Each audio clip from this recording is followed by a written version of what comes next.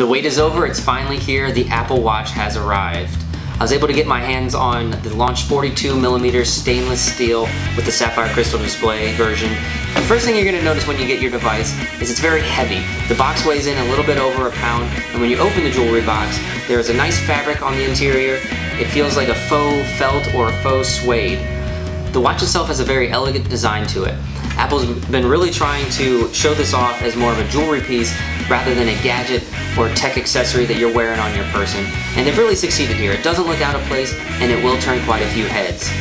The digital crown on it really brings that classical watch feel to it, and while it looks great and functions well, it does have a few issues.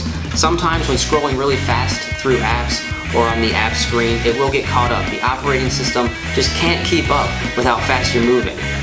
I was hoping that we wouldn't have that issue with the rest of the watch, and it looks like we don't. I was worried that the glances were going to have the same issue.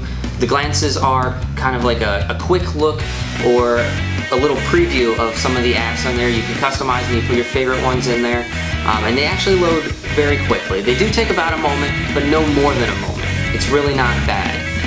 The apps themselves, however, do take a little bit longer to load. Apple's main focus with all their products always seems to be their app. However, this time it does take a backseat to the watch faces. You're going to end up spending a lot more time using your glances than your apps. There are 9 faces in total. You can customize them pretty well, but I do wish that you could make your own custom designs or download third-party ones. From the watch face, you can swipe down to get to your notifications or swipe up to get to your glances. The fact that they made it so easy to access your glances over your apps is a little bit at odds with Apple's philosophy. Apple has been saying that the watch should get about 18 hours or have an all-day battery life to it. It's true, it does. But with that being said, they were a little bit on the low side. Those tests were done with a 38mm version with pre-final software specifications. In my testing, the first day I had the watch, it came in at 67%, and I made it through the day with 30% remaining. The next day, at 8:30 in the morning when I put it on, it had 100%, and I went through the day until 2:03 in the morning, and it still had 33% available to use. One of the big features of the Apple Watch is Apple's haptic engine, or as they like to call it, their taptic feedback. I really liked the feel of this, but I felt like it could be a little bit stronger. Whether that's just me not being used to it or not has yet to be seen. The notifications work great.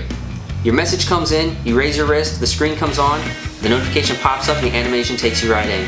It's awesome. It works flawlessly. There are a few drawbacks, however. You're required to have your phone with you at all times in order to access everything on the watch. It's not so much as a problem because nobody ever goes without their phone anymore, but it is a bummer when you're going working out, riding a bike, and you might want to use GPS, you just can't do it. They do have a cool feature which I haven't really tried out yet, but you can take your phone with you a few times and it will actually learn the stride that you take to your height and be able to judge how far you've been going.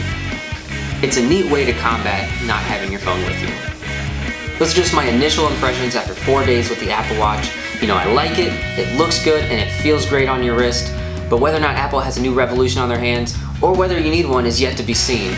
Until my final review is up, check out my article for more in-depth impressions.